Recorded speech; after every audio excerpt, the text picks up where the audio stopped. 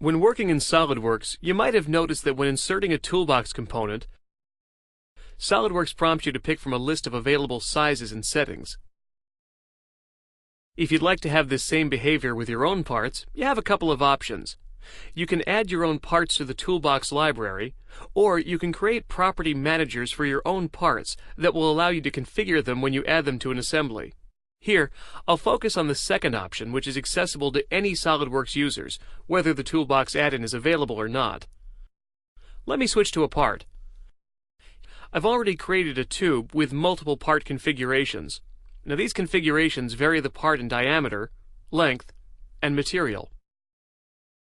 Now what we want to do is create a property manager that will help us select between available configurations, just like a toolbox component. To add a configuration property manager, I'll first right-click on the part icon in the Configuration Manager tab and select Create Property Manager. In this dialog box, we can define the contents as well as see a preview of our property manager. For each of the parameters, we have 3 display states to choose from. Enabled will activate the parameter, allowing you to interact within the property manager.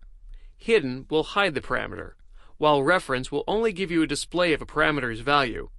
For this lesson, I'll enable all of them and add their corresponding labels.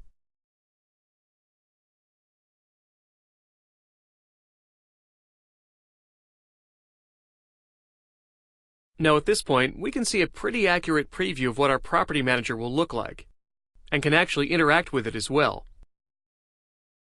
However, I want the inner diameter to be listed first and outer diameter second. To do this, I'll simply reposition the parameters under the order column. I'll type in 1 for the inner diameter, and the preview is instantly updated. Now this looks about right, so I'll click OK. Notice a Property Manager icon has now been added under the Configuration Manager. So next time we insert this part into an assembly, this Property Manager will automatically pop up. Let me show you. I'll tile the windows to reveal a blank assembly.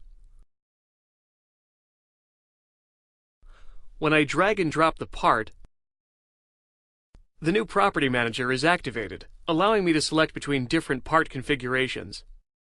I can either specify by parameters,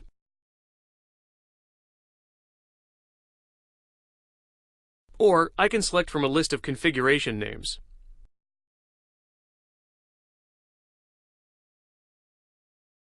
Once I click the green check, the part is added to the assembly.